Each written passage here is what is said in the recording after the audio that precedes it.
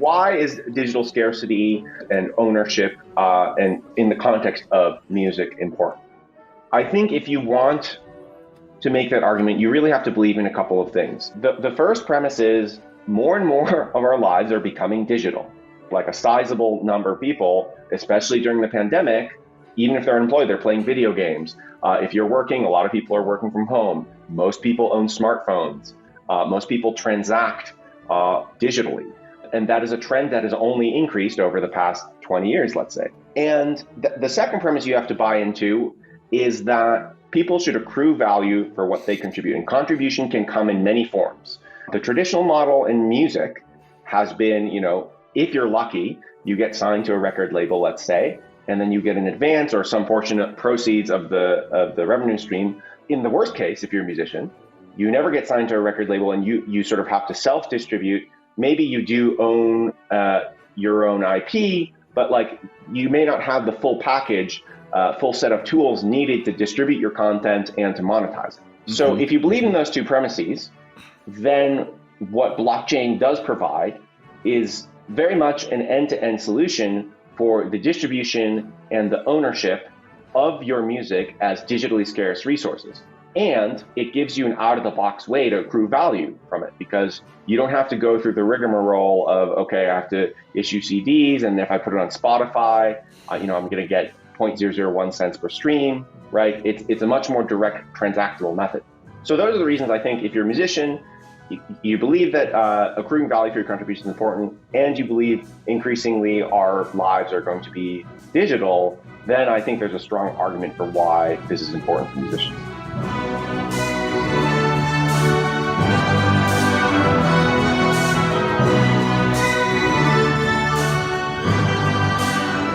Welcome everybody to the Faking Notes podcast. Faking fam, we got episode for you. Who do we have on today, Drew? We have none other than Yuga Cohler, the conductor and cultural innovator of our generation.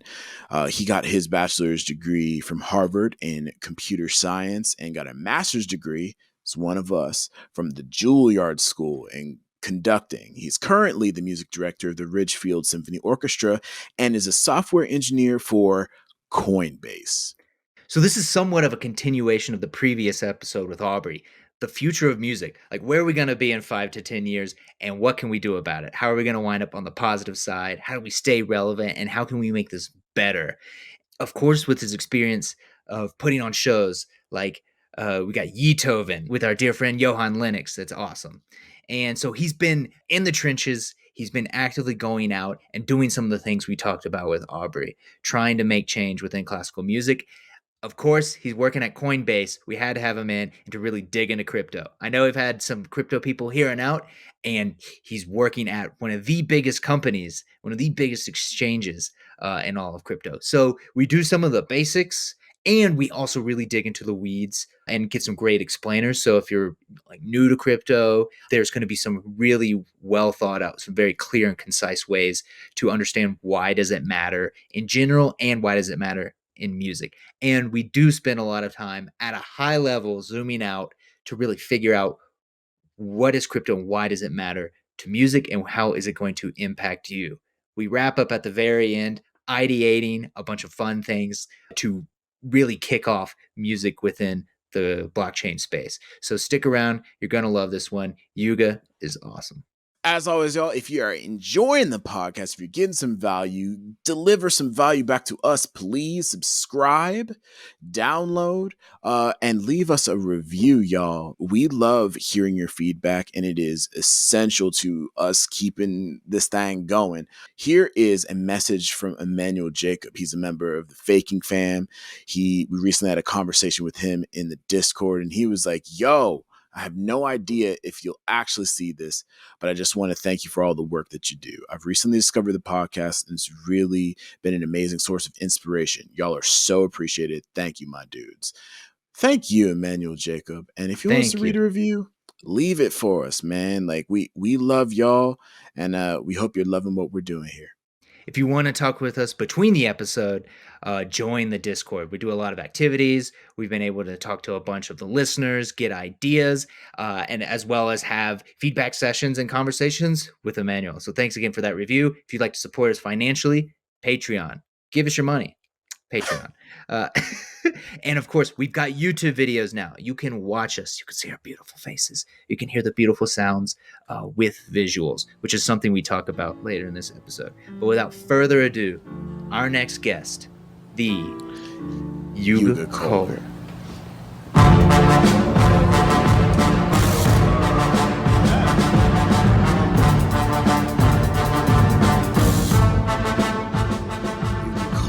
Welcome. Woo! Thank you so much. Thank you. I'm excited to be here. Long time fan. Thanks for coming through. So, something that Drew always gets to do with our guests is bring up when he first met them or some beautiful experience. And so ours is not like a particularly like super memorable one on our end. We've been floating in different circles, but haven't bumped into each other too much in the physical world. I'm loving your Twitter, by the way. Thank you. But I specifically remember this story. So I'm starting at Juilliard, getting the masters or whatever, and you're a composer. So our job is to find conductors. Yeah. No. So yeah, I'm a composer, and like they're like, okay, go find a conductor. That's who you want as your friend. And so I'm hanging out with all the composers. There's Paul Frucht, of course, and they're like, hey, so and so is throwing a little party. It's the beginning of the year, and it's like the first event I'm going to.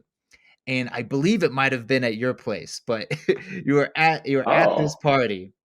Okay. And you had just recently graduated in the previous year. And so I'm walking, they're like, hey, he was just finished his conducting degree. And we're just having, some nice little small talk.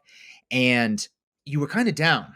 You were like, it's like hard out there. Like, I want to be conducting more. It just takes a long time. And I'm like consoling you. I'm like, yeah, conducting such like it's like a long game. You kind of got to just be around and like I'm like, so what are you up to these days? And you're like, just working at Google.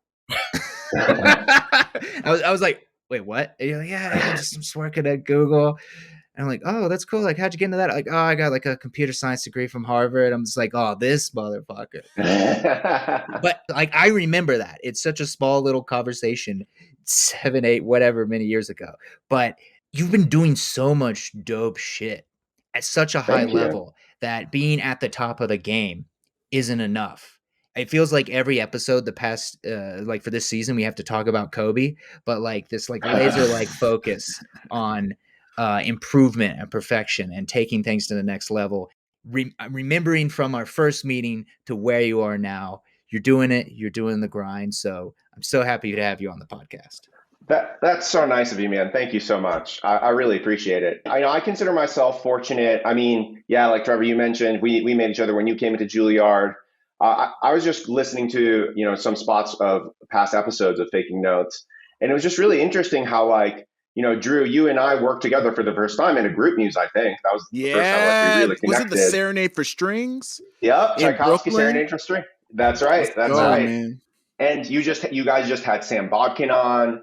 I recognized a bunch of the guests you had on, obviously. And, I think the company you keep really helps elevate your game, when you're surrounded by good people and people who want to achieve that. And it's important to have a strong support system too. So yeah, I'm happy to be here and feel really fortunate.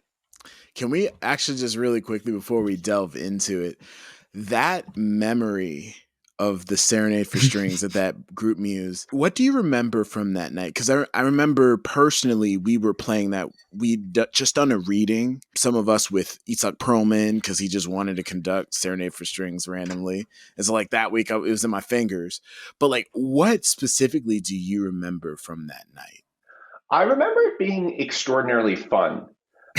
First of all, you guys sounded amazing, obviously, because you were all Juilliard students in your prime and you just played the piece. Right. So I didn't have to do much, but it was also such a casual atmosphere. Like people were drinking and chilling. It was very much like Brooklyn in 2014. It's like, doesn't get, much more hipster than that. Right. Yeah. And it was such a different setting from, a traditional conducting setting. And it felt like I could just kind of enjoy the music more than worry about, whether the concert master like hated my guts or something like that. So I just remember it being fun. I obviously remember you being principal viola and just killing it. And yeah, it was a good time. Man, that's the one cool thing about group muse and creating atmosphere. It takes away so much of this exclusionary sort of atmosphere that's created by the art form and by the culture that the art form tends to keep. Everybody just getting together, drinking, vibing, and listening to a piece of music that rarely gets to be played. It was memorable. And I remember you, especially in your conducting style and the way you work with us, there was just this level of mutual respect and trust that is just so rare with conductors. I feel like conductors, they just want to like strangle you to death if you're not with my ictus. But you were playing with us as much as we were playing with you, and I'll never forget that. I appreciate that you remembered that, man, because it's, you play with so many people, you work with so many people, and it's easy to kind of forget those moments sometimes. Definitely. No, I mean, in my experience, those are the best ones where it really feels like, I mean, it's a bit of a cliche to say, but like it feels like chamber music. It's not necessarily the conductor imposing their will on the group, but it's sort of just one big super organism, and it all feels kind of inevitable. And that's interpersonally, that's musically, that's philosophically, kind of along all the dimensions. And those experiences, as you guys, I'm sure they do become more rarer and rarer as you become more of a professional and you go from gig to gig to gig to gig. If you're in like a string quartet, or if you have like a really good relationship with a particular ensemble as a composer, I think it can be really fun. But, the more gigs you do, it's like, it's tough to find those situations. I mean, especially as a conductor, you go in as a guest conductor. And again, it's like, you're really trying to make sure the music sounds good, but at the same time, like, it's hard to build a rapport or relationship with orchestra, especially, for instance, if there's like a big age disparity, right? As a young conductor, if it's some other country, some foreign country that you don't know too well, for example, or you're not accustomed to the culture, there are all these different barriers. So yeah, I'm definitely grateful for gigs like that where there's a real genuine connection. Let's talk a bit about some of your more interesting and like where you've, I mean, they're all interesting, so that's not the right way. No, it's fine. Let's talk about It's your fine. boring ass gigs. Like, let's take a second, and I want to really dig into some of your like longer term collaborations that have really stuck out. So obviously, the real homie Johan on the pod is inevitable. We've got to get you on here. We got Beethoven. It's fucking dope. We got K-pop. What, of course, we like about you is in that Kobe sense, you were on the court. You were fighting. You were going out. You were evolving. You were growing. And it really just sticks out to me for someone to kind of go out on a limb, say, I want to do something different. I want to take this seriously, and then develop an awesome experience. Could you just give us a little bit of the Beethoven spice? Yeah, definitely. So for context, Beethoven was this project that a composer friend of mine named Johann, nay Stephen Feigenbaum, created. We've been friends since middle school, actually, honestly. And so, yeah, long time homies. So the premise of the project, this was in 2013. Yeezus had just come out. And in 2014, 2015, I was really, bumping to Kanye. Like, I'd been listening to him for a long time, since graduation, late registration, all that. And, I really did believe that Kanye was an artist. If you zoom out and say 20, 30 years, 200 years, 300 years from now, and think about who are the musicians of our time, Kanye is going to be up there just based on the impact he's had. And so in that sense, there's a real analog there between Kanye and some of the artists of the past, most notably Beethoven, who is kind of this very central figure in the classical music canon. And so we started with that premise, and we wanted to create an orchestral concert experience that developed that thesis musically. So it was a concert that compared 6 works by Kanye to 6 works by Beethoven, and we paired them up thematically. So like we took sort of a compositional technique or a philosophical aspect of the music that both pieces of music shared, and then we paired them up. Sometimes they were just side-by-side performances. Other times they were like sort of mash-up kind of like, juxtaposed next to each other within a single composition type of thing. And so, yeah, we premiered that in 2015. That went really well. We got a ton of coverage. It went pretty viral. I posted it on Reddit. I think Hip Hop Heads and then Pigeons and Planes picked it up, and then like a bunch of other places, Rolling Stone, LA Mag, Time Magazine, LA Times, etc. It was just kind of like we leveraged the internet, and it was very clickable content. Kanye plus Orchestra, and this was before Kanye's heel turn in 2016, 2017. Yeah. It was pretty benign. Yeah, exactly. So that was a cool experience. And then we did a second version of it when Life of Pablo came out, and we did that at Lincoln Center, which gave it further legitimacy, which was really fun and cool. So yeah, it was definitely one of the things I'm most proud of. We always talk about in classical music, we're like, how do we get new audiences? How do we get younger people interested? How do we bridge the gap, right? But instead of talking about it, you guys actually did it. How many orchestras reached out, if any, to you after, producing a show with this level of success and crossing the demographics? Yeah, great question. The answer is like 0, basically. Oh, God. The answer is basically, that's not entirely true. I think there was maybe one orchestra in the UK that like had a soft ask, but like it was even the opposite, right? We were like, hey, we'd love to take the show on the road. We'd love to do this, So we were like making cold calls, or sometimes we'd have connections to orchestra. We'd like ask them like, hey, would you be interested? And especially once you get to like the tier 2, tier 1 professional orchestras, there's basically 0 interest in it. Wow. After Time Magazine, right? Yeah, after Rolling Stone, you would think that they would take it seriously. Where do you think that comes from? It's a good question. I wonder like how like unfiltered I should be here. Well, nobody listens to this podcast first.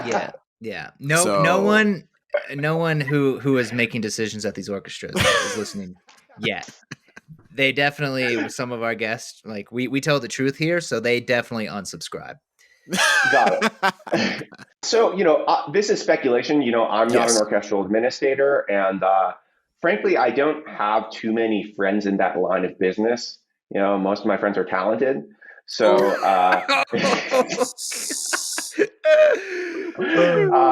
no, just kidding. No.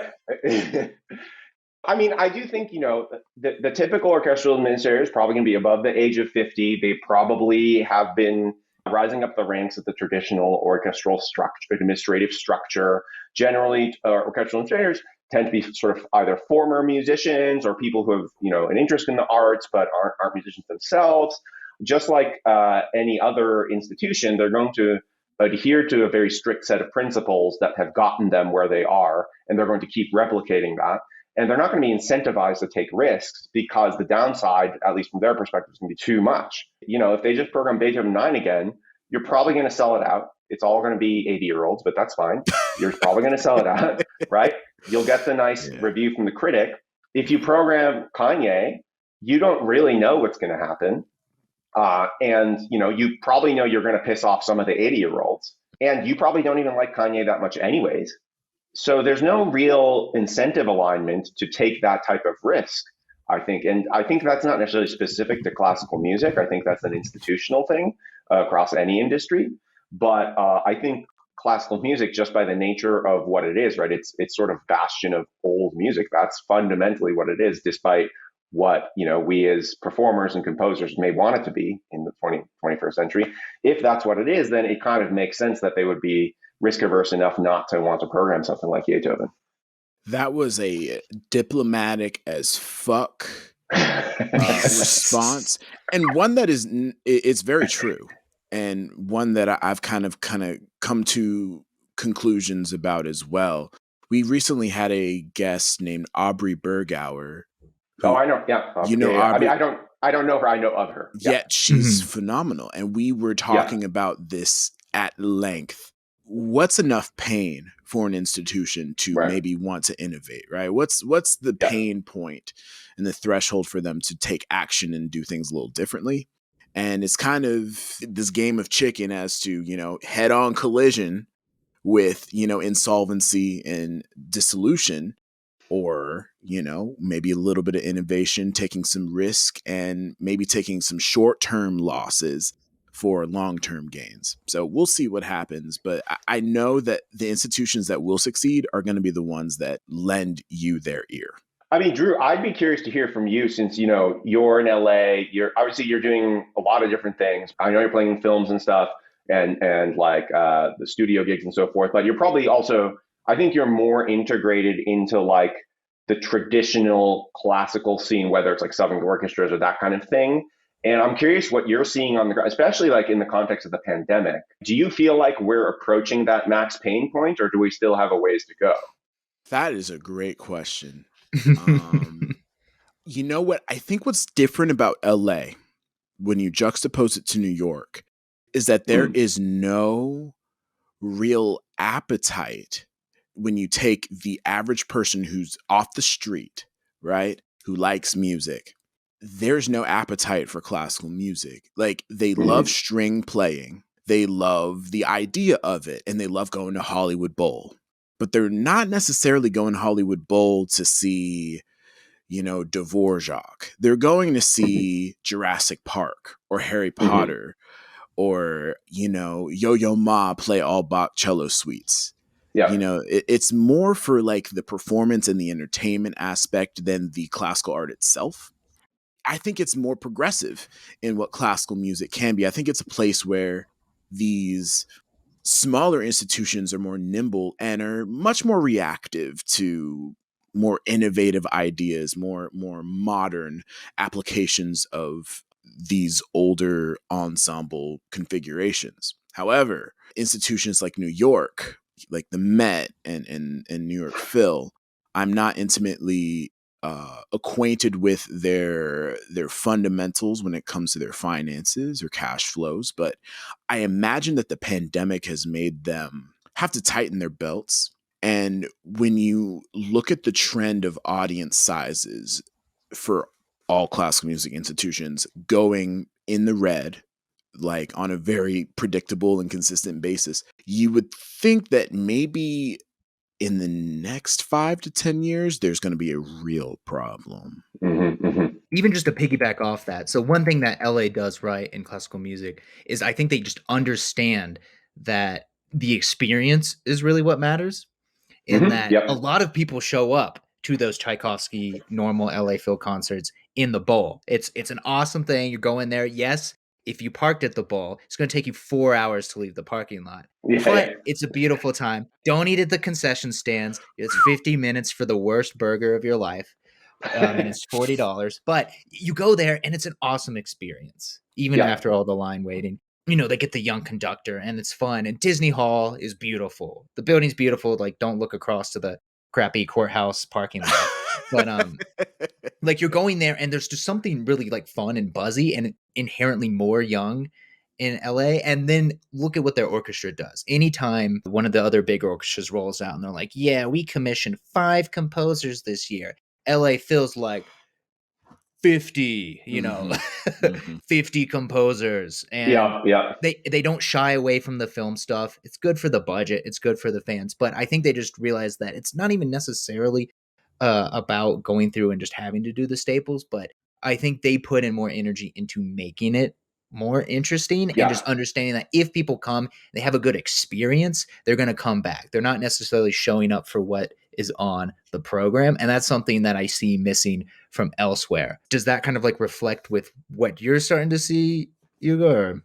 Totally. And Trevor, you just moved back to New York, did I see? I just moved back and then I just flew back. I'm back in Denver, getting married in a few weeks, and then I'll be back to New York for good. So awesome. That's exciting. Also, since I was music director of an orchestra in LA for 3 years, that was the sense I got as well, that like there is more vibrancy, there is more sort of diversity across every layer of the musical stack in terms of like just the people involved, for instance, but also the musical styles, the venues, etc. So I definitely did notice that, and I think LA is more progressive. I did like, Drew, what you said about this sort of 5 to 10 year horizon thing, because that is sort of a thesis I have held as well. Interesting. And maybe it's not, I don't know, it's really hard to predict time horizons. But like one thing I sort of decided, Trevor, you mentioned we met like right after I had graduated from Juilliard. I think we were 2 years apart.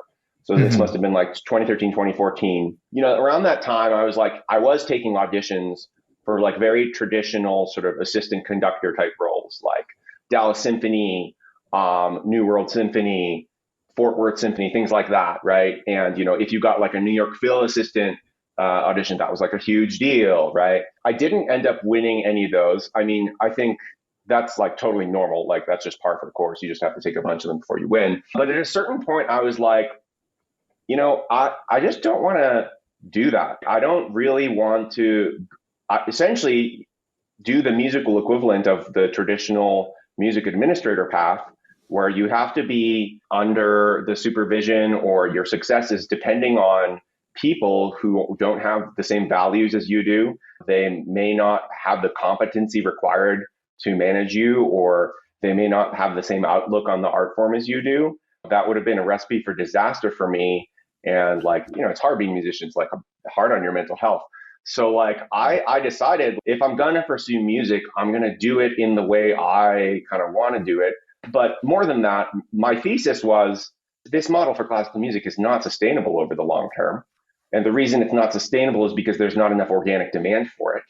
And so if you live in a fundamentally capitalist society like America without particular historical roots that make classical music a particular affinity in a place like Europe, right? Like a lot of that stuff was written, Germany and Austria, or France, whatever. And not to discount the many, American composers who, by the way, especially as of late, started to shine a light on. I think that is actually really important. But like the fact of the matter is, like, there's just at a sort of shallow consumer level, there's just not a demand for it. There isn't a demand for it. So then that means that either the whole apparatus eventually disintegrates, or it'll morph into something that, out of necessity, like you said, it'll have to morph into something over the course of the next however many years.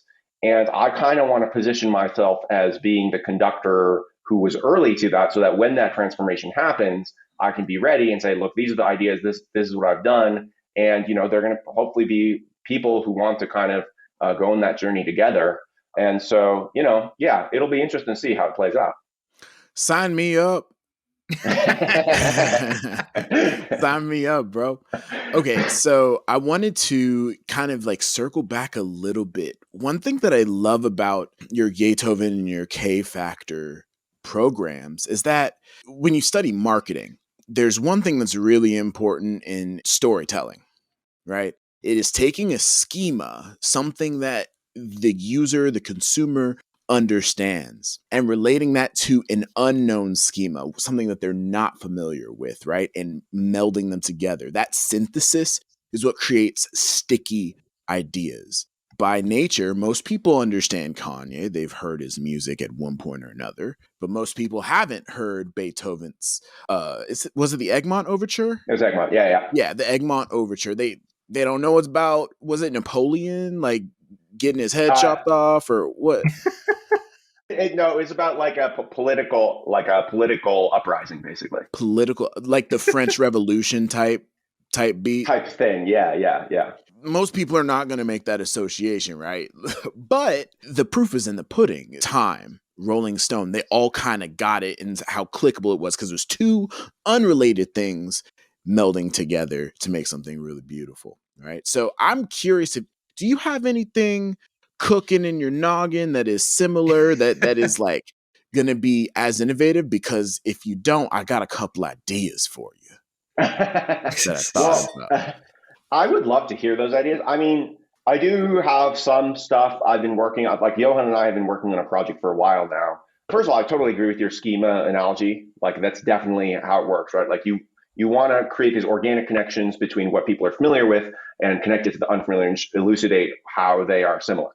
I am like a little wary of, okay, it was Kanye, Beethoven, then do you just do Brahms, Radiohead, and then do you do, composer A, pop artist Y? Like maybe you can keep doing that, but that starts to feel a little stale to me unless you really, really believe in it. I do think it's like incumbent upon us to like keep innovating, keep thinking of new ways of presenting the art form. But Drew, I mean, if you have ideas, I'd love to hear them. Well, they were all kind of in it. it's just lighthearted. But I was like, I'd always thought about, the similarities between Tchaikovsky and Drake. Yep. You know what I mean? Just the quintessential melodic earworm. Most people in the rap game can't stand Drake. They're like, man, he's so pedantic. Same thing with Tchaikovsky. Composers can't stand Tchaikovsky. They're like, he's just doing the same theme in every key.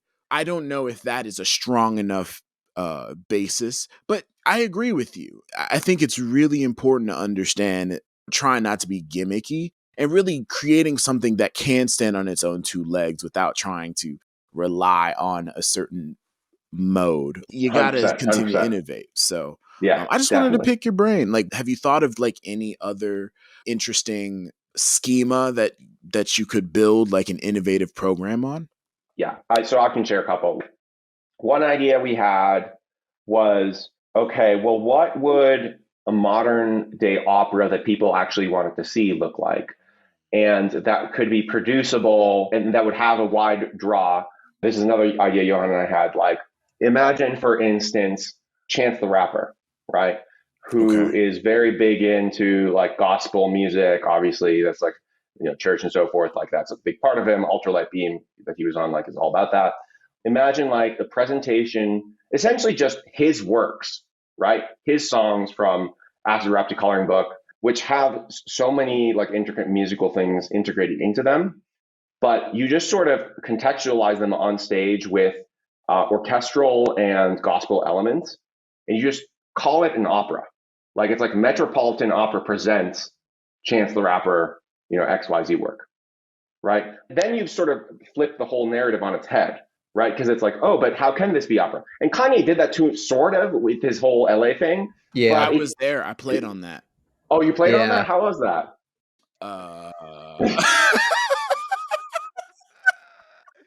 I remember you told the stories about that, Drew. Yeah. The rehearsals. It was avant-garde. Yeah. Fair enough. It was avant-garde. Unrehearsed. We'll talk about it when we're not recording. How about that? Okay.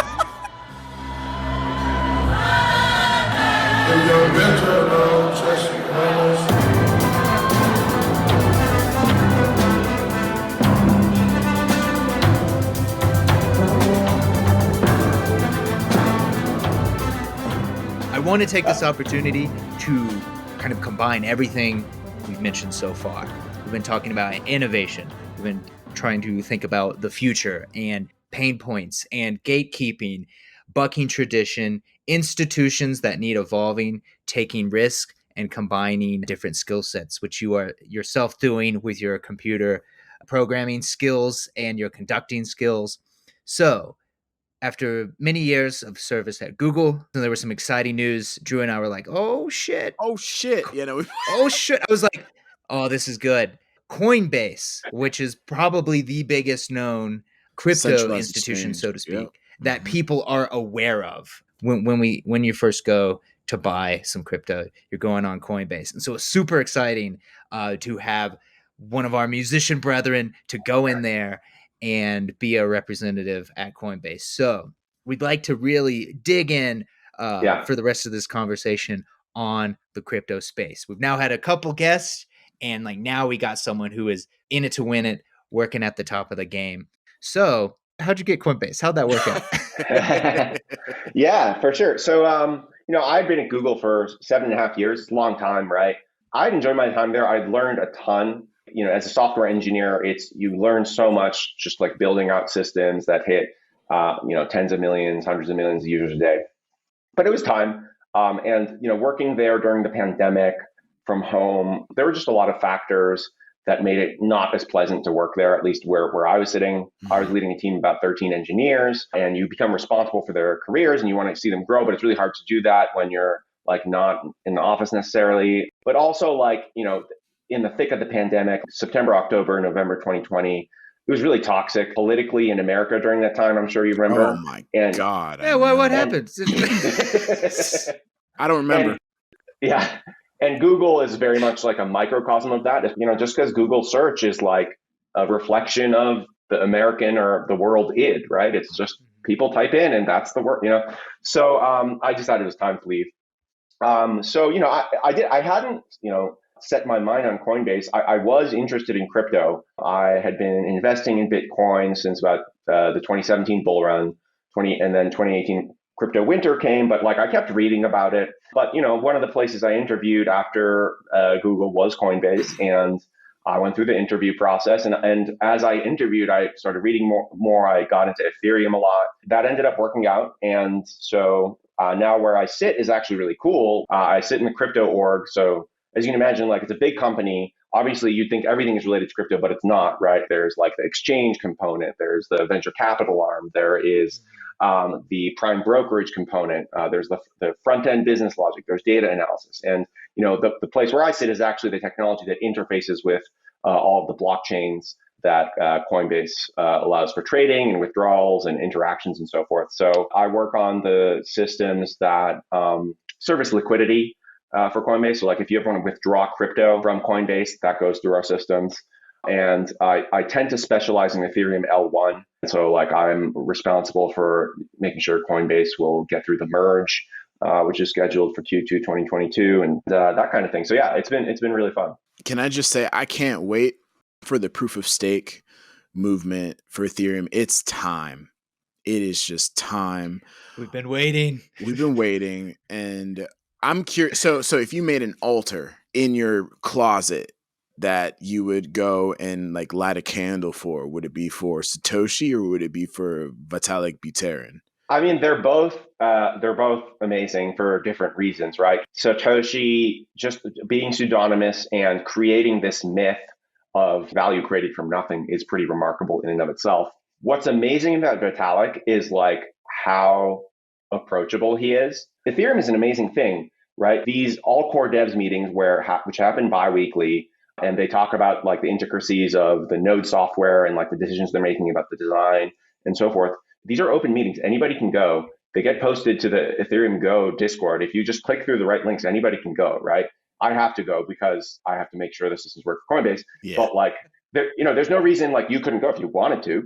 And Vitalik's on the call. It's like 30 of us. He's just another person that's like trying to figure it out. I mean, he commands a certain level of respect, but like people routinely like challenge his opinions, raise counter arguments, and so forth. And he takes in stride, and like I think he's been a remarkable leader of a $500 billion market. You know what I mean? I have trouble wrapping my mind around it, but yeah, I mean, I think they're both amazing. And he's younger than us too, right? He's pretty young. Yeah. That's I don't know what I would have been doing at his age. Probably playing League of Legends. Yeah. Well, he does talk about how one of his motivations for designing or thinking about NFTs was because he wanted the gear he bought in World of Warcraft to translate to other video games, right? And that was his first moment where why can't we just digitally own property that's mutable across various platforms? I wish my musings turned into $500 billion issues. Wouldn't that be nice? But I'm so happy we're able to have you on here because we've had so many people kind of like leading up to this, so we can feel free to get into the weeds and zoom out as much as possible. Tying this back into music, what are we gonna do? I mean, obviously there's some like NFT, ownership of songs, some rights here, some tickets here, which is something Drew and I are working on, and many others. And so there's some kind of like surface level, like obvious things that can tie in, but at a larger scale, how is music and classical music going to be able to embrace this tech? What are going to be some of the first like impacts it makes into there? And what should we do to not get left behind? How do we fit blockchain into the puzzle? Yeah, it's a great question. I mean, it's certainly a thing I've been thinking about for a long time. What's interesting to me as a meta comment here is like we have one of the OG Web 2.0 classical music founders in this chat here in the form of Drew Ford, right? Like it is true. No, I mean, that's in your bio, fact. Drew. Web 2 classic. Yeah. No, because I remember when you were like building your Instagram following like in the early days, and I was like, wow, this is amazing. And then I kind of followed suit, and For crypto and classical music, it's an interesting question. I don't have a specific answer for you. Obviously, you've had Sam on, and he has a vision for making group music DAO, tokenizing it, and so forth, which is potentially viable. We've talked together about that too, and I have some questions on that, but it's certainly something worth trying out. Here is how I do think about it. Again, I don't have a full end-to-end solution for you, right? But here is how I do think about it. Right now, if you look at the space of culture on the chain, and when I say culture, I mean everything from art NFTs, profile picture NFTs, to music NFTs, which are starting to emerge, Royal.io, SoundBet.xyz, et cetera, to, sort of the discourse on chain, right? Like whether it's Twitter or like decentralized social networks like DeSo, et cetera. That culture is very narrow. It's essentially like a CryptoPunk aesthetic. It's pixelated, it's extremely technical, it appeals to a very small set of developers, and you really have to dig into it. It's technocratic, it's very like largely male, right? Lots of dudes and lots of anon dudes. There's like some elements of like anime interspersed, but it's like a very, very specific culture. So what are the top NFT series? Today, there's a lot of news about how Bored Apes flip CryptoPunks, but you have like CryptoPunks and you have like animal JPEGs, right? And that's sort of the culture. To me, there is so much opportunity and so much room to enrich on-chain culture, right? To infuse the blockchain, to put stuff on the blockchain that is high quality culture. And it expresses a far more diverse set of viewpoints, perspectives, and aesthetics than is currently on chain. And I think there's a massive opportunity there. I think some startups are starting to think about that. With classical music specifically, I do think there's an angle where, ironically, one of the things, well, maybe it's not ironic, but like one of the sort of aesthetics or principles around classical music is how sort of rarefied it is, right? How special it is and how scarce it is. There aren't that many people who play the violin. There aren't that many people who can play, Beethoven concerto, right? Like it's hard. You need years and years of training. So if you take that angle, maybe there's a way. Now, there's a problem there is like, okay, then maybe it's just Joshua Bell who releases NFTs, and then that doesn't solve anything, right? So I don't quite have the answer for you. Like I wish I had an end-to-end solution. I've been thinking about this a lot. And it doesn't help that a lot of people, both in music and classical music, are going to come out of the gate being extremely skeptical of blockchain anyways. So we have a long what ways an to go. understatement. We've all been Yeah. on Twitter. We've all been on Twitter. It's tough. Cool. It's tough. Yeah. Can I hop in for a second? Please. Yeah. I couldn't agree with you more about the culture aspect. It is very homogenous, very monolithic. It's a lot of Caucasian male energy there. And with I the was sprinkled like, anime, it was the perfect description. Dude, a couple of waifus. Yeah. Look, I'm going to just say it. Everybody's thinking it. We need some black people on the blockchain, y'all. Like, if you want some culture, you got to get some sisters on there making some memes, dude. It's a wrap, man. It's over. It's over. Producer Daniel saying amen.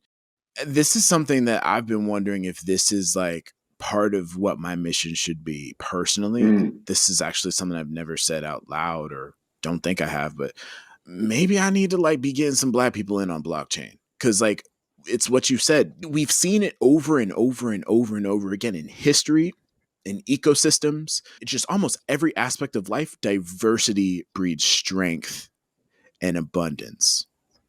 Right. And so we need 100%. to have more diverse voices on this journey.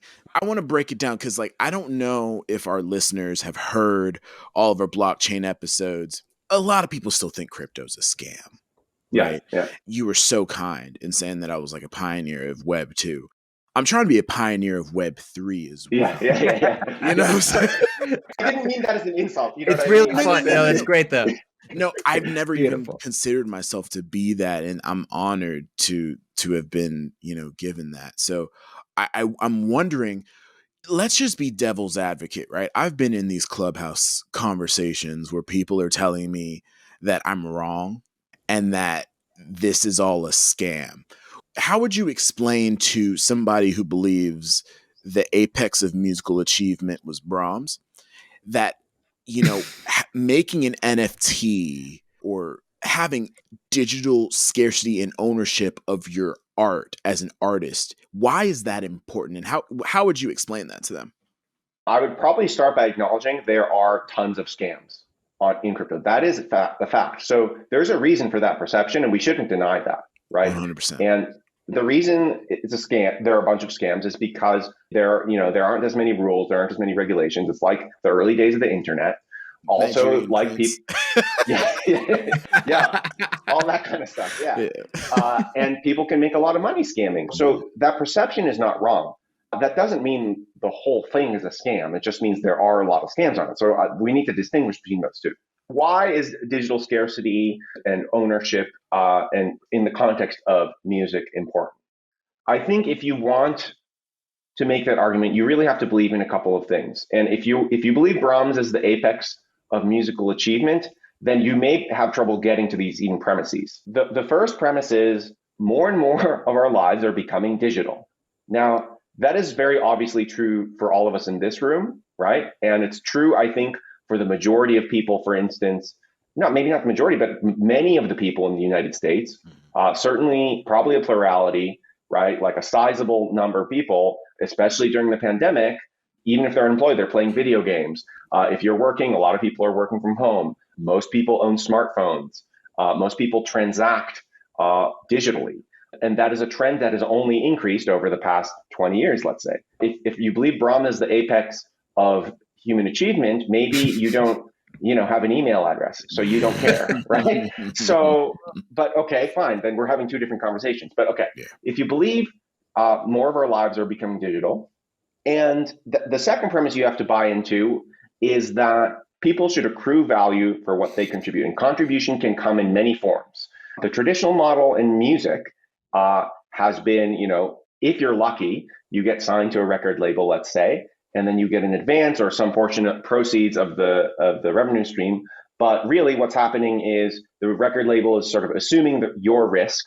But like if you blow up, they get the majority of the streaming revenue, they get the majority of the album sales and so forth. But they're swallowing that risk for you. And in the worst case, if you're a musician, you never get signed to a record label and you sort of have to self-distribute. Maybe you do own your own IP, but like you may not have the full package, full set of tools needed to distribute your content and to monetize it. So if you believe in those two premises, then what blockchain does provide is very much an end-to-end solution for the distribution and the ownership of your music as digitally scarce resources. So, NFTs, for instance, right, are probably the most fitting model for this. NFTs, you can prove, okay, there are, 25 copies of this song, let's say, right? And these are the people who own it, and you can prove it. And because it's on the blockchain, and the blockchain is recognized as a legitimate ledger of transactions, that proves aspects like provenance, authenticity, and ownership. And it gives you an out-of-the-box way to accrue value from it, because you don't have to go through the rigmarole of, okay, I have to issue CDs, and if I put it on Spotify, I'm going to get 0.001 cents per stream, right? It's a much more direct transactable method.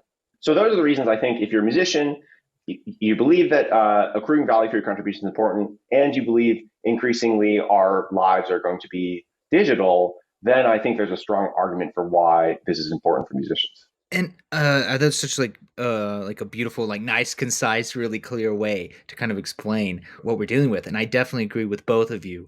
The thing I want with music and just artists in general is that thank you, white Twitter bros with Animate. Thank you for your service. You did a great job. This is really cool. It's time for other people to kind of come in, and in this, we're in this almost like third wave of this, to bring in outsiders, people who aren't just stuck solely in the tech of things. Drew and I have a lot to thank our dear friend Brian Lee, who is like now a business partner and a blockchain mentor of sorts, because he saw himself performing on Broadway and playing shows, being a musician, to being like early adopter of this tech and really building on this tech and being in really deep into the ecosystem. He noticed this large gap between the people building it and the people who came up with it, and what does it need to evolve. And what at least I see that's encouraging is that, unlike some of the problems of the classical music sphere, which might not have reached its pain point, it seems like blockchain is going out now, and more people who don't necessarily have that tech background, or who might not have like a full grasp of what's going on, are realizing its value, and people are finally bringing it in. So Brian, he's our red pill, blue pill Morpheus thing, and has brought us into this space. And so, I mean, that's what at least we're trying to do, is introduce this. And so I agree. For me, and maybe for all of us, it's like we want to see it at the table. This technology is here, whether we like it or not.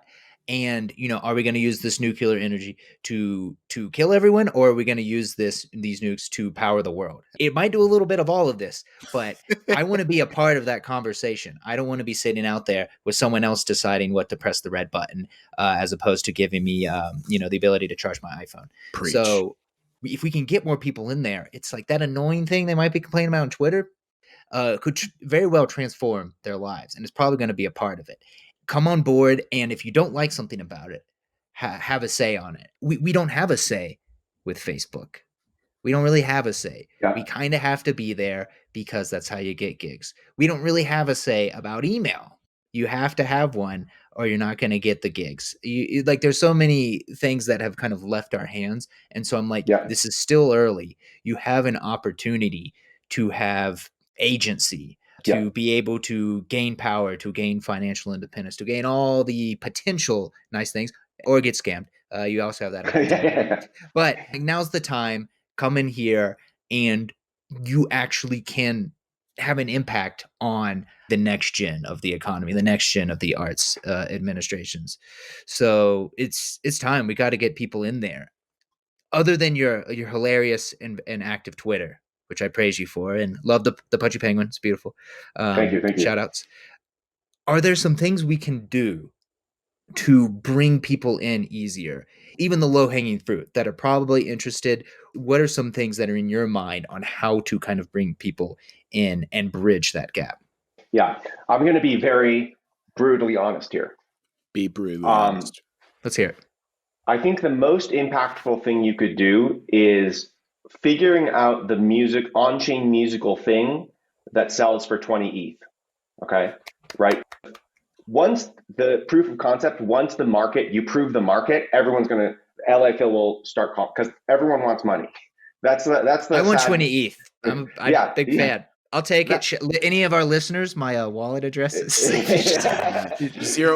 0xx447.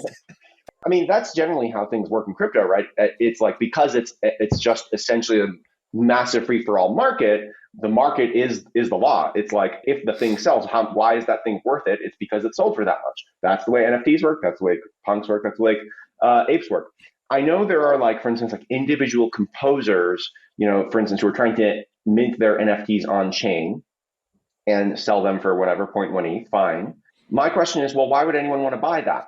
I think the key question is, what is the on-chain classical music product that will sell for 5 ETH, 10 ETH, 20 ETH? If I were a musician trying to figure this out, that is the question I would be dedicating myself to. What is the thing that I can repeatedly sell for 5 ETH?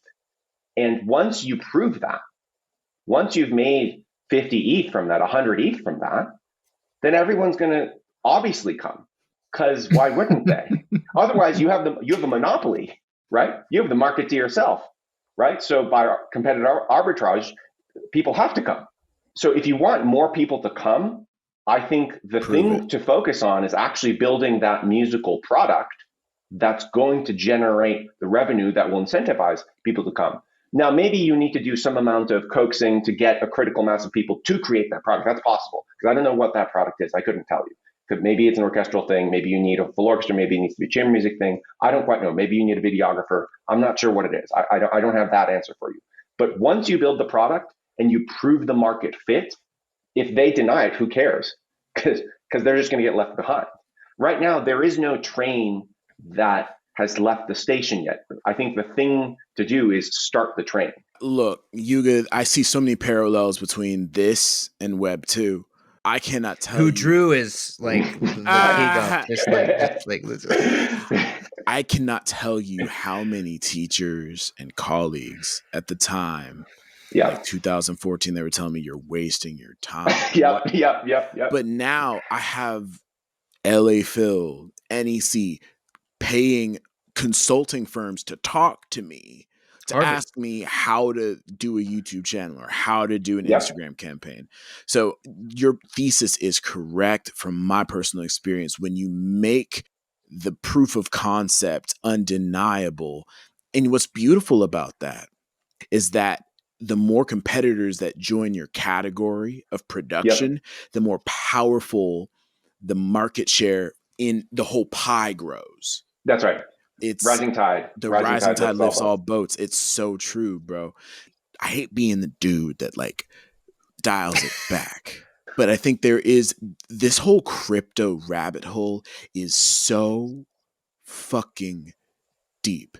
I've been in it for years. You've been in it for years. And so for people who are still kind of just starting to get their feet wet and trying to wrap their brain around it like an amoeba, can you explain what a smart contract is and why that's important? Most people don't even go that deep. They just think, oh, Bitcoin, digital gold, blockchain. I know everything. But they're missing out on the basic thing that ETH was like known for, is the smart contract. So can you illuminate that? So, and how much, there's a lot to before smart contracts. So should we assume sort of some basic knowledge here, or? Go ahead and just lay out the quickest, dirtiest, and most in-depth version of this course. I'll try. You've got 4 hours. Go. I'm timing you. Here we go. Okay. So what is the smart contract? Before we get to that, what is cryptocurrency? Cryptocurrency intends to be money. So we need to understand what money is. Money is a thing that satisfies certain properties. It is a store of value. It is a medium of exchange, and it is a ledger of transactions. So these three properties, for instance, the US dollar is a currency, it's money. Now, it's also funny, we have to explain to our musician colleagues what the US dollar is, because we don't have much of that. Familiar. So we do need to. We're not familiar. We haven't covered that on this? Okay. No. So the Federal Reserve. You guys haven't seen the US dollar recently. It's been a while. So like, okay. All right. Well, okay. Well, so money traditionally, why does money have value? The real answer, Paul Krugman said this, is very famous, New York Times opinion column writer and also Nobel Prize winning economist. The reason fiat currency like the US dollar has value is because if you don't respect it, men with guns arrest you, right? The government enforces it. That's why the dollar is valuable. Facts. Right? Fundamentally, there's a security budget. So you can emulate those properties of security, of medium of exchange, of store of value, and so on, without a government, without a centralized entity that enforces it. You can actually replicate those properties through mathematics, and in specifically specific aspects of cryptography, one-way functions, elliptical curve groups, and hash functions, basically one-way functions, irreversible mathematical functions. And those allow you to create those properties. And why do we want these? The reason we want that is if you believe that governments or centralized entities can be corrupt or corrupted, as has happened in many times throughout human history, you would instead want a system that is uncorruptible because so many different people are operating it, right? So for instance, Bitcoin is an example of that, where there are many different node operators who ensure the security of the chain, so that even if one person were corrupt, one node were corrupt, that wouldn't matter because of this new algorithm Satoshi Nakamoto came up with called Nakamoto consensus. And it would be prohibitively expensive for 51% of the nodes to corrupt the security. That would cost so much money that it wouldn't be in anyone's financial interest to do that. So the incentives are aligned to make sure that the money and the transactions are valid, and yet the network stays secure. Okay, so that's cryptocurrency. Beautiful. In that context, what are smart contracts? Smart contracts are a layer on top of that, where, okay, you start out with digital money. You can send from here to there to there, etc. Smart contracts allow you to perform arbitrarily complex computations, what's called essentially Turing completeness. So you can do anything that a computer can do, and do that in a secure setting like Bitcoin, but more traditionally one associates that with Ethereum because that's sort of how it was developed. So for example, something you might want to do with a smart contract is like, okay, if you're in the process of buying a house, you traditionally have to put your money in escrow and then it gets released under certain conditions. You might diverse the funds to a certain set of people depending on what happens. If it's a mortgage, you pay a certain amount per month, etc. In the human world, right? Again, humans are corruptible. If the bank decides, oh, well, actually, this money you kept in escrow, you're not a legitimate buyer, so we're going to take it away from you. That can happen. Or if a guy's on like the no-fly list or whatever, like the bank decides, oh, okay, this guy's not legitimate anymore. They may take away the mortgage, etc. Right? So humans are corruptible, and there's no necessary way of enforcing that. Computers under the security properties of blockchain basically are not corruptible because they just do what the code says. So smart contracts are a way of encoding these financial programs on chain that guarantee their execution without a risk of corruption that you might see in the human world. And that's really important for the same reasons that you might think cryptocurrency is important, because it's essentially a monetary system that is decentralized, not prone to centralized failures, and uncorruptible. That was the most beautiful explanation. I want to chop that up and just like send that out as like an email newsletter. An NFT. We're gonna turn it into an NFT. Oh yeah, Faking News Podcast NFT. That's the first one right there. Yeah. My next question for you, building upon that, because NFTs are a type of smart contract. No. Yes. Yep. So can you illuminate maybe some platforms? Have you delved deeply on platforms that are, applying music NFTs in an effective way? Like, have you heard of Async Art or Audius, or is there another project that you're like really bullish on right now that we should be checking out? I'm surface level familiar with a lot of them. Okay. One of the things I want to do over this holiday break is to dig deep on a couple of them, because I'm not as like I've looked at Audius. I've looked at sound.xyz, which seems pretty cool. There are a couple of others. I think Catalog is another one. But yeah, I'm not as familiar with them, but I would really like to get into them. But I'm happy to talk about sort of any aspect of them as I understand it, though. Yeah, for sure. I just was curious because like one of the bigger hurdles for adoption is finding the platform that people will upload their art to, like the decision. It's so rare for somebody in 2021, classically trained, who has recorded their own music, self-published, and believes in crypto. That's like 12 people, right? So and the amount of choice that is out there, it's very difficult to figure out like what is the platform to post my stuff on. So I was just curious. I guess we'll just have to circle back on that because I do need to do my research as well. Yeah. So I definitely want to do more research on that. Some off the cuff thoughts. First of all, I think the reason it is more difficult in music than in visual art, where obviously in visual art, OpenSea had their moment. And right now it's like, okay, if you're going to issue an NFT, you probably go to OpenSea, right? And there's a couple of others, I'm sure, and on different blockchains, but like, it's kind of like that they're the winner in the market. Yeah. Coinbase is coming out with an NFT market too, by the way. So we'll see what happens. Yes, I know. Then. Yeah, a little shout out. Yeah, exactly. But whereas with music, you're right, that hasn't happened yet. So that is an interesting state for the market to be in. And I don't know that there's an obvious or right answer. And that's probably part of the barrier to entry, is like only people who are going to be interested in researching that type of thing are going to do that. And that's kind of a high barrier. Absolutely. One thought I do have, just being relatively crypto native and having talked to like, folks in the NFT space and so forth, this is not financial advice. However, a lot of people do see L1 Ethereum. I mean, that gave birth to NFTs, right? Like ERC 721 is the standard that was birthed on Ethereum.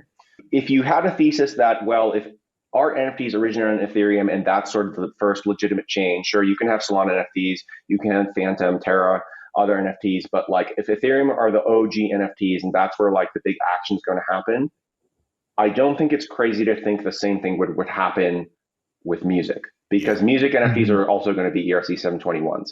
So kind of leaning into Ethereum there, it is expensive. So that's the other thing. So like if you want a proof of concept, maybe you do something somewhere else, but I can see it happening potentially on Ethereum. I wanted to continue digging in this. So now that you've kind of laid the framework for smart contracts and ETH, and obviously one of the difficult things with music is that unlike these in the NFT art, and people are like, haha, it's a JPEG, and yeah, but haha, it sold for $69 million.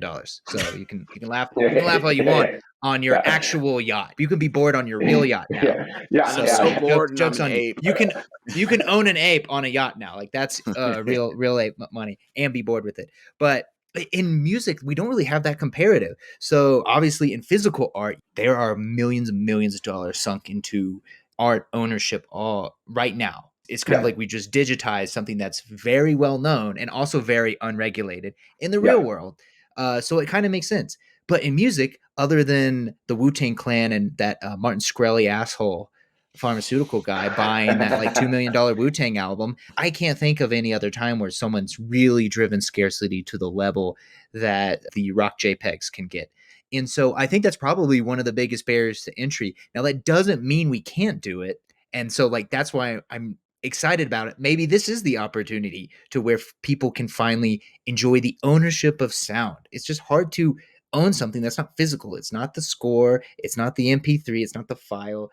It's sound, and it's temporary. You can only listen to a fragment of it. And so maybe this is the opportunity for sound to have ownership, because we're going to get the metaverse, we're getting VR, we're getting AR, we're getting there. Maybe suddenly sound can have a bigger role, and sound ownership can have a bigger role.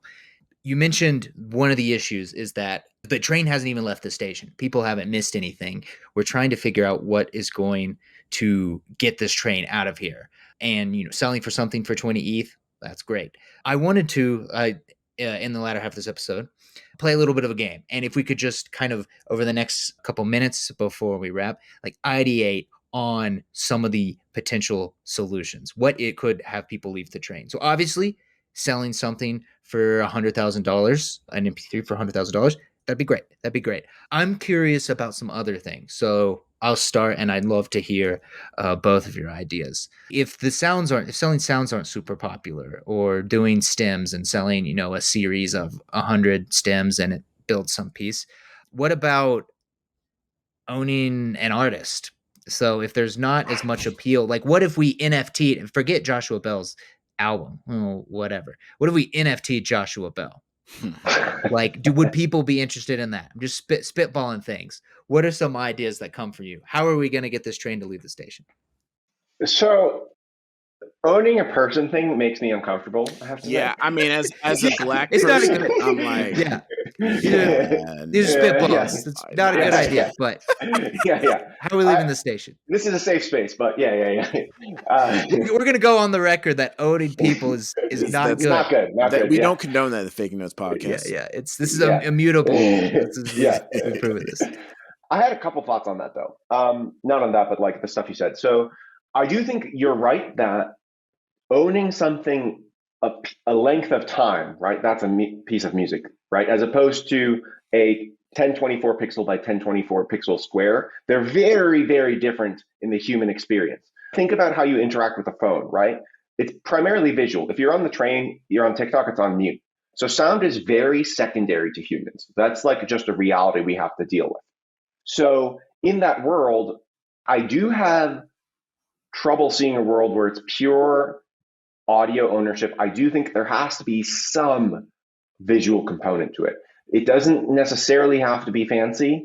Maybe it's animated, maybe it's not, but just a waveform, an abstract waveform, by the nature of how apps are structured, I don't think that's going to be enough. There needs to be a visual component because humans are visual creatures and we interact with technology visually. Another point I do want to raise, I was talking to Legion, who is a venture capitalist at Paradigm Fund, who's invested in Sound.xyz. She's pretty bullish on music NFTs. I was like, well, given this constraint, how do you know like music NFTs are going to take off? Isn't music categorically different from art in the way, Trevor, you mentioned, like, owning a piece of music is just like not something people really conceptualize because that's just not how things work. And she was very clear about this. She was like, no, it's going to happen. And here's why. It was only very recently, for instance, that handbags became an item that was to be collected, right? With the advent of Louis Vuitton, Chanel, and so forth. Pre-industrial age, pre, let's say, 1900s, handbags were purely functional items, and it would be insane to think about that having accrued value, right? And the cultural conditions changed, right? More disposable income, more of a middle, upper middle class, etc. The haute couture, so forth, changed so that the handbag became much more than a functional item. It became a collectible, and there was an element of scarcity to it that gave it value. And it then, kind of went into the realm of high valued items and arguably art. And so if you believe in that thesis, then there's no reason music can't have that same turn. It just needs to be that right moment. I would not be surprised if late 2022 is not that is that moment. I think it could be next year. And the only question to me is, what is that packaging? What's the visual element, especially with classical music? Like, in my mind, it could be something as simple, right? Let's say, I think it's like something that sounds pretty cool. So like, it's not too avant-garde. I think you start there, but it's very clearly acoustic. It's very clearly classical music. You lean into the classical music aspect of it. Maybe there's like the video aspect of it makes it clear that it's artists, like, a violinist playing it. And there's some element of it that is predisposed to being NFT. So like, for instance, serialized. Maybe it's like a single piece that's broken up into 20 pieces, and then you sell it as 1, 2, 3, 4, 5, 6, 7, 8, 9, 10, 20, etc. And each person owns a part of it. Something like that. I think that could have potential, but again, it's very hard to predict. And these are like, the market dynamics and so forth have such a large say in it. But I do think, if you believe in the handbag thesis, then you can also believe in the music thesis. So you're saying owning people on the blockchain is a bad idea? Just wanted to. Yeah. That's fascinating. The handbag thesis. Wow, I've never thought about that. That's incredible. Can I extrapolate on this a little bit, because I couldn't agree with you more, Yuga. I'm going to combine that with a couple of things that I've noticed in my life. Do you remember MySpace? Yeah, of course. Yeah. You remember that shit? It was honestly probably the best, still to this date, the best digital extension of who you are that has ever been made, in my humble opinion. It was, you made your own background. You had your own song that you featured on there. You had your top friends. It was just you had your profile picture, and you learned your first HTML. You had your first HTML. You had all the surveys telling people who you were. I don't think it's really been replicated in such an organic, democratized way. And the thing I want to circle back with is the song you would put on your Facebook page. On your MySpace page, I'm willing to bet that just thinking about that, whatever you put on your MySpace page, there would be demand to actually own that song. Yep, 100%. And so whenever anybody would hear that song, somebody could have the pride to say, like, I own a part of that song. You know what I mean? Totally, yeah. That's the sort of the same underlying current of like profile picture NFTs, right? It's like you're identifying as either part of this tribe or like, this is my vibe. Right. And not only is it my vibe that's out there, I own this vibe.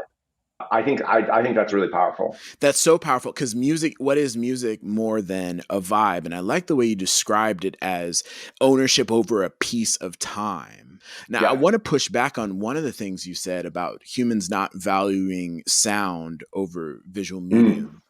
I agree, and I also disagree to a part of that. As a YouTuber and visual storyteller, I've also learned through the construction of my own art that humans process sound faster than we Mm, do visual stimuli. And so it may be that we don't prioritize them the same way. And if you look at any like YouTube channel construction, they always say to invest in your audio equipment first before your mm, video equipment, because people are more likely to click off of a YouTube video for poor audio than poor video. If it's mm, poor audio, they're more likely to leave it. So if it has good audio but shitty video, they're more likely to stay for a longer amount of time. mm. So I think there is some value.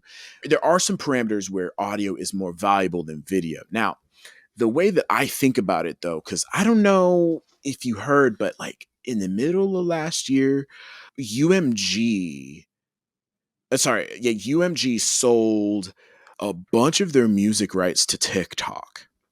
Okay. And it was like millions and millions of songs, right? I see a future where if you own a little bit of a part of a song and it's featured in a TikTok, it's featured in a movie, featured in a TV show, somebody's got it playing in the background of their Facebook or Instagram video, the owners of that song, because it's being consumed, there's some sort of smart contract transaction that goes on in the background, and those owners of that song get a little bit of value in their pocket for owning that song and having, like you said, the value being consumed.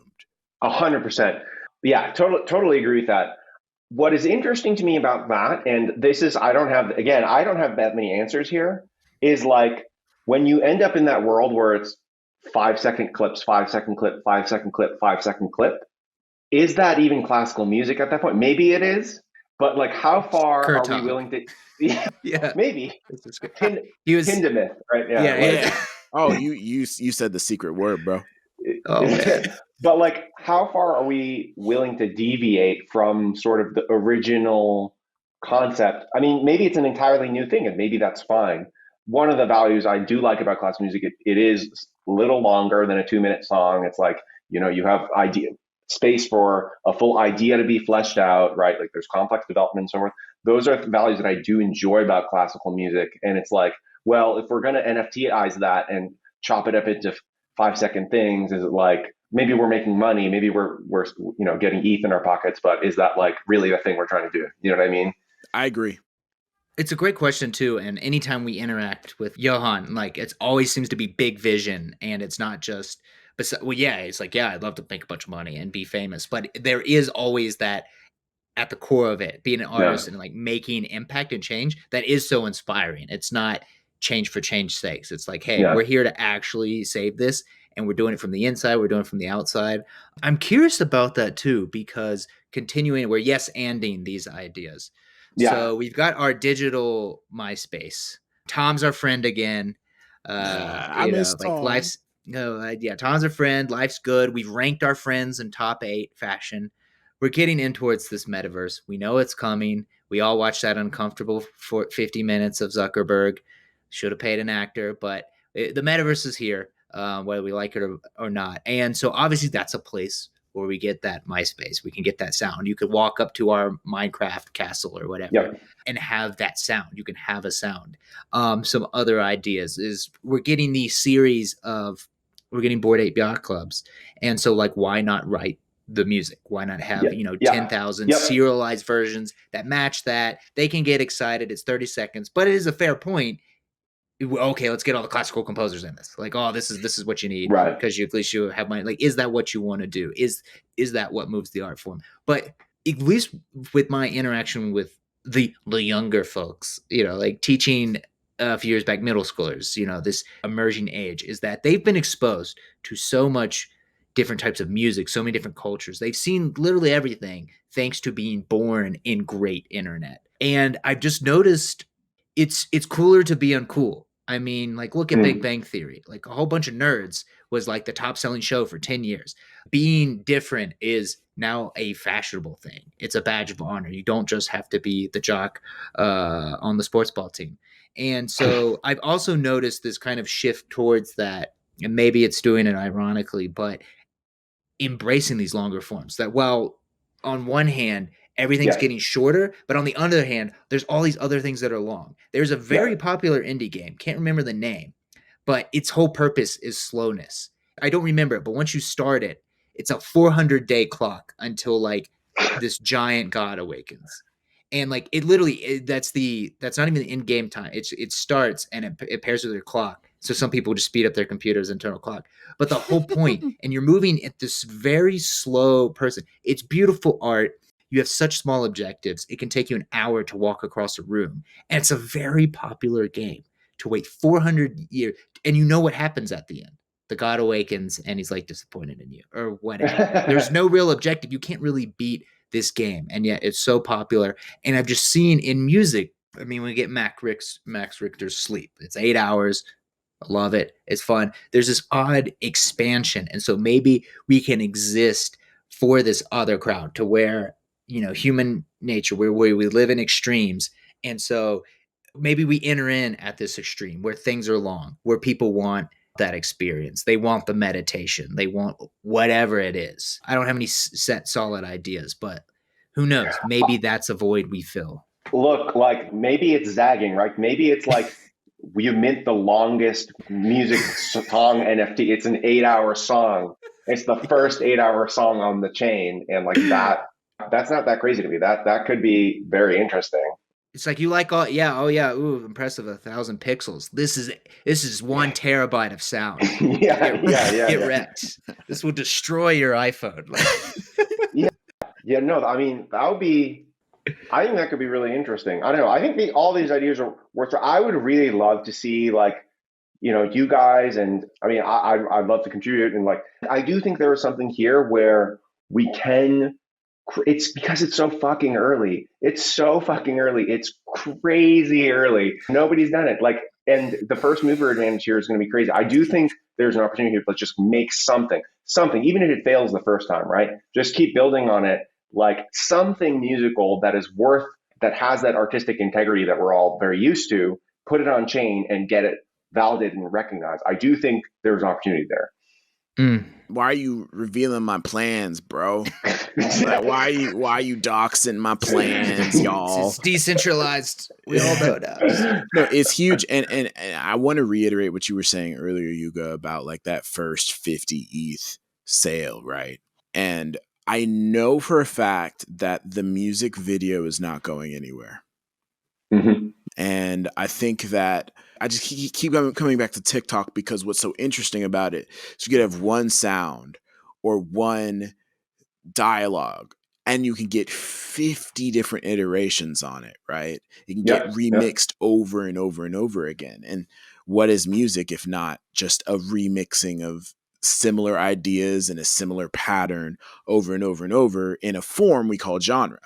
So what's really cool is like, maybe when somebody listens to something on the blockchain, like a little 2-minute song, 3-minute song, they take it, flip it, give homage to the original creator, and they make something new. And then the original creator makes something off of that art. So it's kind of like, you know, how Brahms with the first symphony totally stole from Beethoven's Ninth Symphony. It's like if you know Beethoven's estate got a little bit of a kickback, you know, from that biting.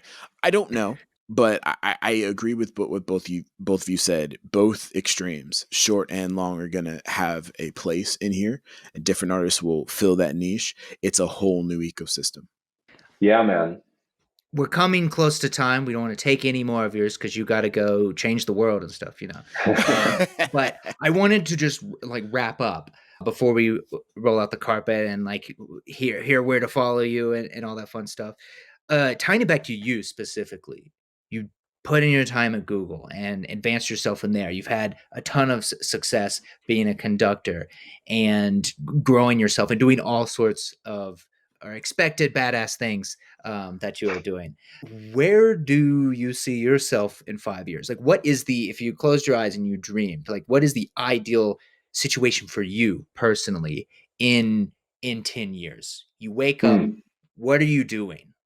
Yeah, that's a great question. I think the thing that has motivated me for a very long time is how can you shape the way people think? How can you get people to change their mind? How can you get people who are convinced, oh, it has to be this way, to open up a bit and say, well, maybe it can also be this way. I can see see the merits of this. How can you have that type of influence? And to me, it's always been the case that culture is the way of doing that. Like, you create the cultural conditions for open-mindedness, for deeper and more considered thought. And I think whether it's Beethoven or working on crypto, that has been a common theme for me. It's like I'm very interested in contributing to culture in a way that influences a lot of people to reconsider their thought patterns. Because I think in a healthy society, people, both have their convictions and can be open-minded to change. I think right now, at least in America, where all three of us live, people tend to be very entrenched in their own thought patterns, and that's very unhealthy for society.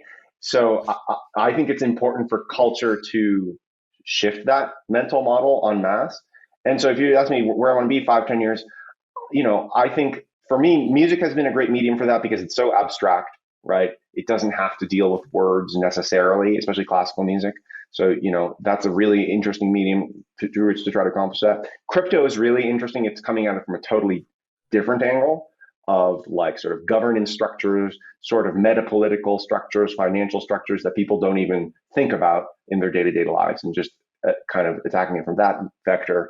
I don't know, 5-10 years, I'd love to see a way, as long as I'm working in that space, it could be music and crypto. That'd be really cool. Yeah. But as long as I'm working on some sort of cultural movement or aspect, having an influence on it to impact how people think, that's kind of what I'm interested in.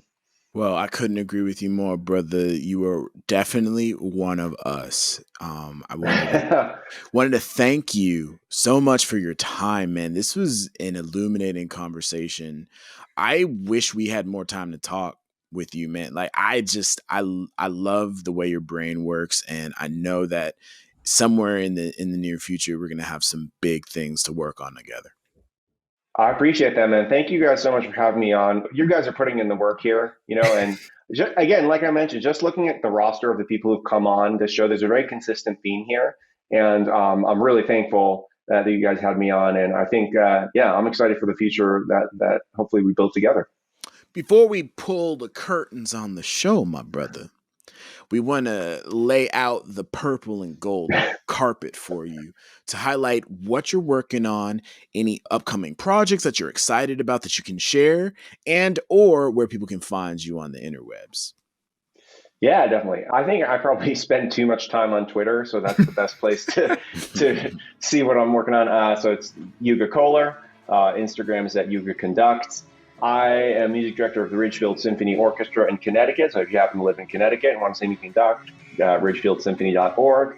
Johan and I are and a special third person actually are working on a project together that will hopefully come out next year. So when that happens, I will also let you know. Thank you for the alpha, my brother. Thank you, guys. Thanks again for coming through. Till next time, Yuga.